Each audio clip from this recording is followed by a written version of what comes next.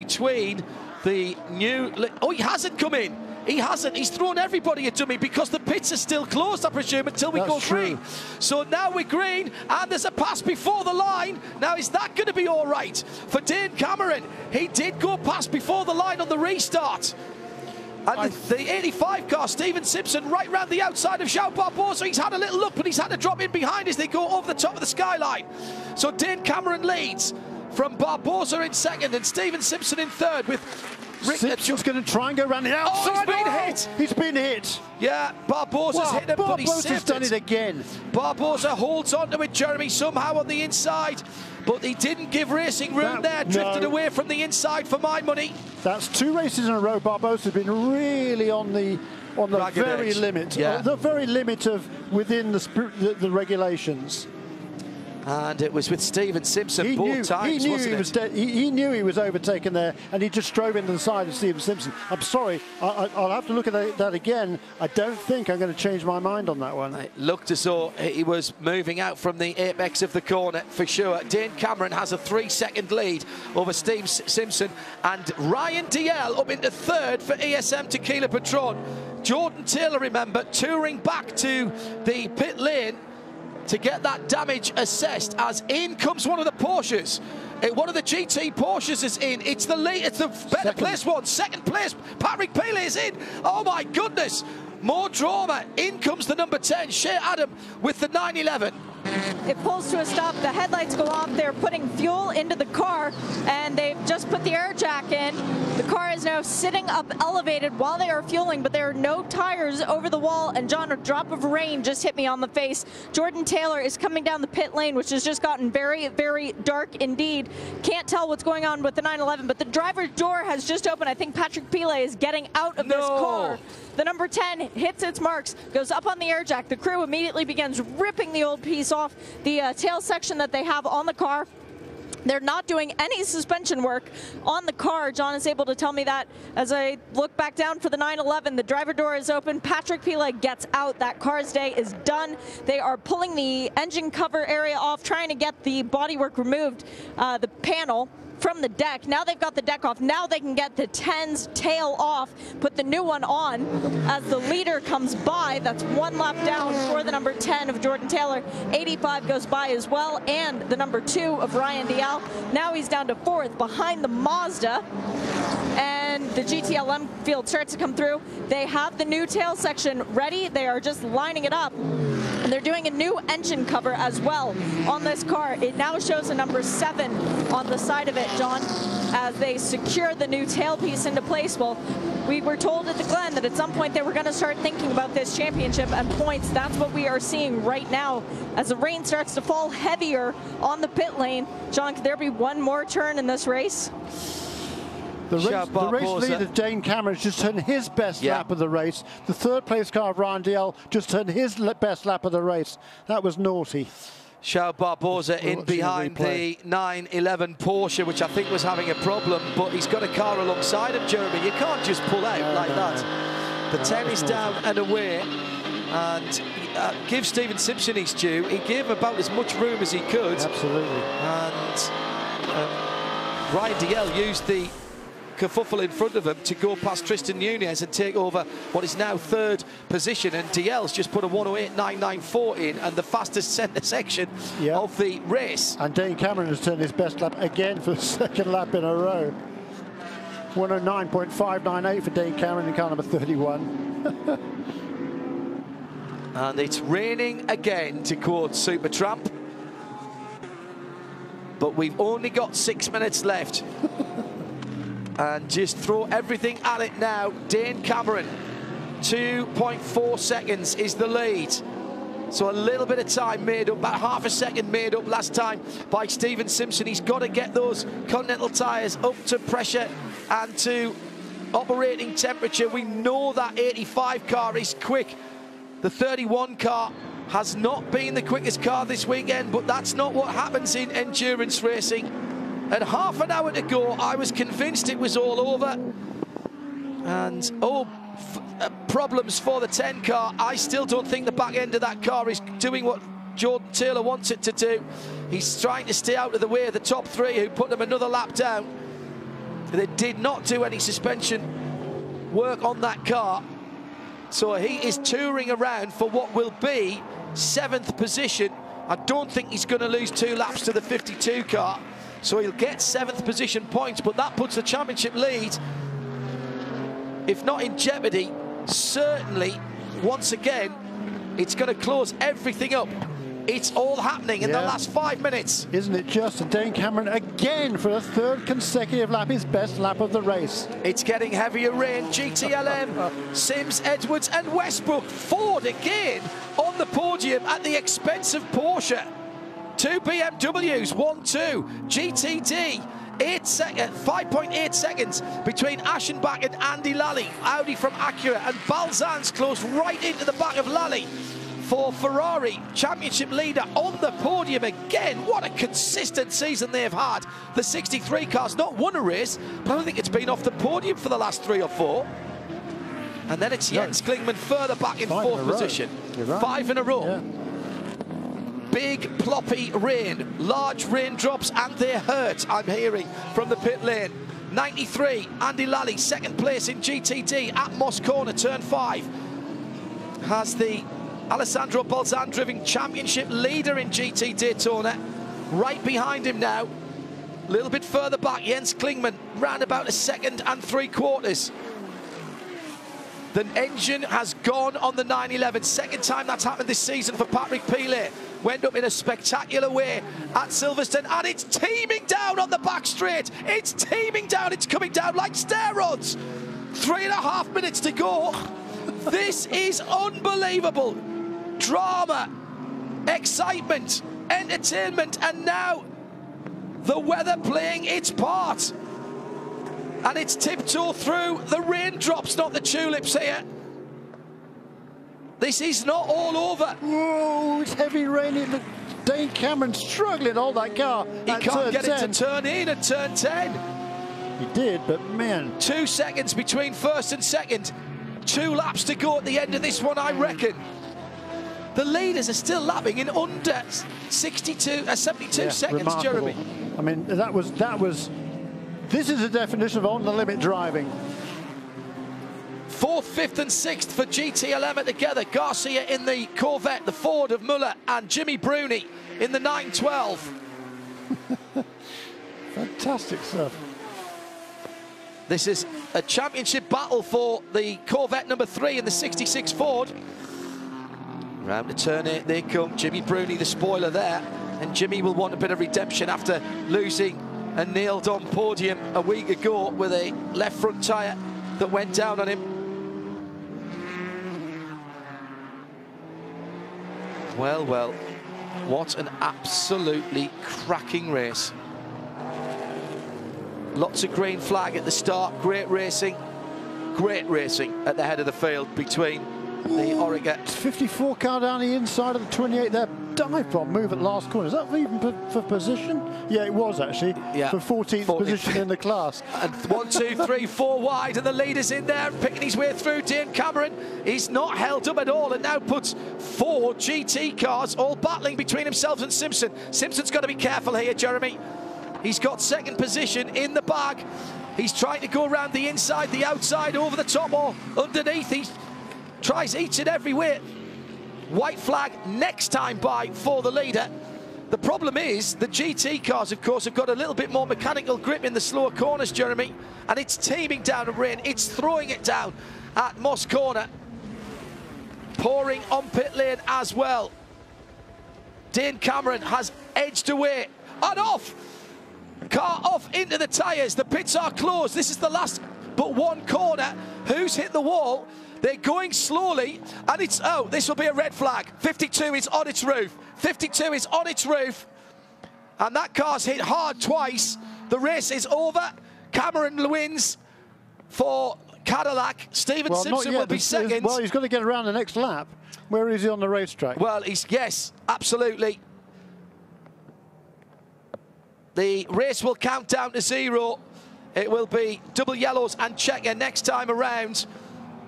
And the 52 car, Ostella is the driver. He's talking on the radio. That's the good news that I can bring you. And once again, the intervention team's there very, very quickly. The door is open. And it will be white flag. Yep.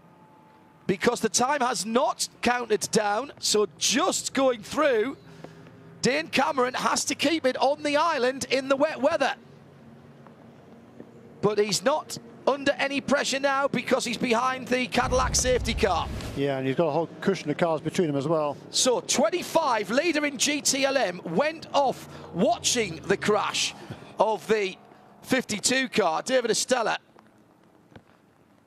who managed to park it beautifully on its roof behind a tyre bundle so we couldn't see where it had gone. Just slid off on the wet onto the grass and onto the roof of the Ligier. Once again, the Bobcat is on the scene to put the tyres right, but the last lap board is out. David Estella is out of the car, hands on hips. Not a scratch even on his helmet. He's talking to the docks. Nasty looking, but absolutely amazing, the integrity of these carbon fibre tubbed LMP cars. That's a shame for the local driver, David Estella, making his first start with this team in a full-blown prototype. He's driven from before in PC, and that's success. He won at Sebring for PR1 Matheson Motorsports. He just lost it, got onto the grass, and at that point, Jeremy, as he comes through out of 8 into 9, hits at about a 45-degree angle and just flips the car onto its roof. Did that with a Jaguar XJ6 4-litre Sport once. Exactly the same. Parked it perfectly, facing the wrong direction, but on its roof. That's David shame, Estella, obviously, for David and that PR1 Matheson Motorsports team that worked so hard. And in GTD, I was just watching the progress of Sage Karam in that car number 14, who made up several positions since the previous restart. Just to tidy up the previous yellow flag, Jeremy, the good news is Tommy Milner evaluated and released from the track medical centre. Evidence of a safe and strong Corvette. Thought he was, but that is the official word. Let's start with GT Daytona, Jeremy. A double for John Stevenson's team. He's not here this weekend. They took their maiden victory in GT4 yesterday. They'll take GTD for the Audi here. BMW, their maiden victory for Audi as well this weekend. Alexander Sims for BMW, the 25 car, and at the front of the field, the Cadillac streak continues at the Mobil 1 Sports Car Grand Prix with the 31 Whelen engineering car, meaning all three of the Cadillacs have now taken a victory this year in the IMSA WeatherTech Sports Car Championship. Steven Simpson, another second place for JDC Miller Motorsport, ahead of a podium for the Tequila Patron ASM team. Patricio O'Ward continues the winning streak for the 38. That looked in doubt, and it's 1-2 for BMW. Alexander Sims and John Edwards, 25 from 24. Ford onto the podium again after being really not there on pace. But once again, it's Richard Westbrook who pedals his way to a podium in the dying minutes. That was 2 hours and 40 minutes of non-stop action. The 57 coming across the line now. It is a double for Matt Bell and Lawson Aschenbach. They take their first victory for Audi this year, the 57 car, and the delightful double for Stevenson, having won in GT4, the GS class, yesterday in Continental tyres. I'm not sure I can think of another team that's done that. Let me know if you think otherwise. At Michelin PRT, hashtag Michelin PRT at IMSA Radio for post-race tech, and CTMP SOTR. That's the hashtag for spirit of the race. Shea Adam down in a damp pit lane. Down here in the BMW celebration area, I don't think Bill Oberlin breathed for the last little bit of that race. And for somebody who's got that logo tattooed on his heart, it's got to mean even more to have not only 2 wins back-to-back, dude, but now a 1-2 for BMW, and you're right in this championship thing. I told you, we're coming. We're clawing our way back every race now. I mean, so you come off Coda second, Watkins Glen a first, and now a first. It's amazing. never count Team RLL and this BMW out. This M6 has found some new life in it, and it is performing amazing. And what does it mean to get these 2 wins back-to-back, knowing that your next one is BMW's home race, Lime Rock? Yeah, well, hey, whenever you get these wins are so difficult. I mean, imagine the driver lineup in all these cars. It's the best in the entire world. I'm honored to be a part of it with them. And then anytime you can get a win and get a leg up on any one of these guys, they're so awesome. It's a great day. Congrats, Bill. Thanks. The checkered flag is in the hand of Dane Cameron in the pit lane. He'll never be more pleased to see a pit lane at the end of the race. Extraordinary end to the race. See if we can grab some more of the winners before we stand shade down.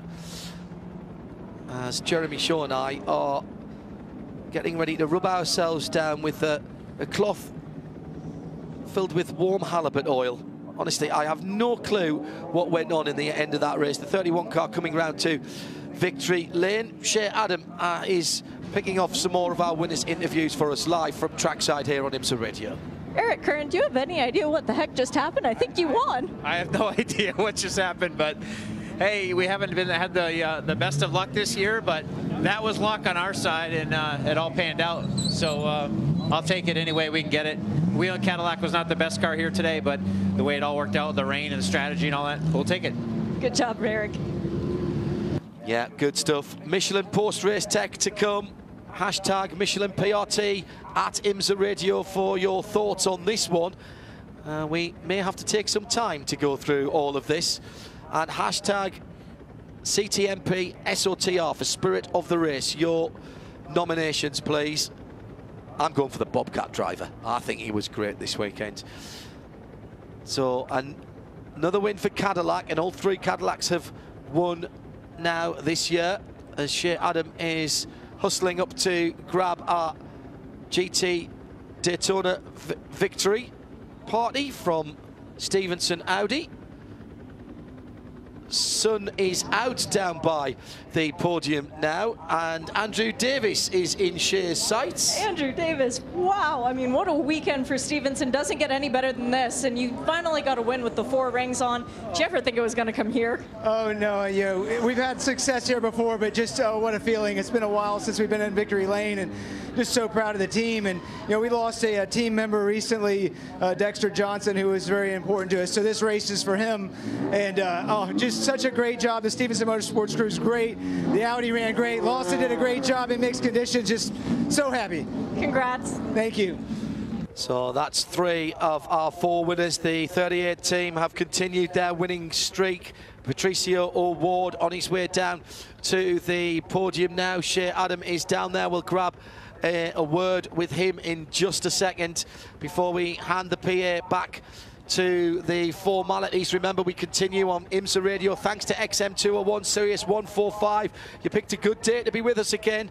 Lime Rock Park coming up in a couple of weeks' time, and we'll be back with XM Sirius as well as IMSA.com, the IMSA app, and IMSA TV and radio together for the race itself.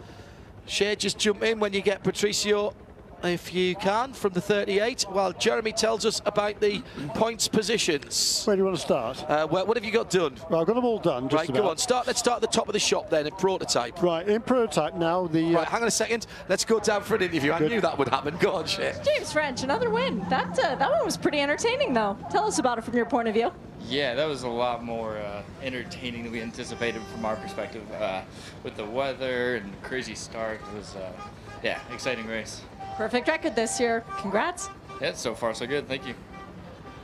Shea Adam done fine work this afternoon for us down in the pit lane as our Continental Tire pit lane reporter. We'll stand her down now and we'll bring to an end our broadcast. We continue on IMSA Radio via the IMSA app, IMSA.com and RadioLeMans.com. We'll go to Michelin post-race tech. We'll give you the points positions and we'll start taking some of your questions. Hashtag Michelin PRT, and for your nominations for the Spirit of the Race, CTMP SOTR. A reminder that Jeremy, Shea and myself, John Hindhaugh, back in a couple of weeks' time. Full coverage from Lime Rock Park, Continental Tire and the IMSA Championship Series. Much of that in sound and vision for you as well, with IMSA TV and IMSA Radio together. A quick final thank you from me for the Marshall's recovery crew and everyone else here. Miles Brandt and Ron Fellows and the rest of the team at Canadian Tire Motorsport Park. Once again, you've done us proud here at IMSA. Hope you've enjoyed being with us here at the track. Drive safely if you're leaving us. Stay tuned to 90.7 FM for the formalities from the Victory Circle, and we'll be back in a couple of weeks' time as we have more top-class endurance racing from flag to flag. It's action all the way, and it's all live here on IMSA Radio.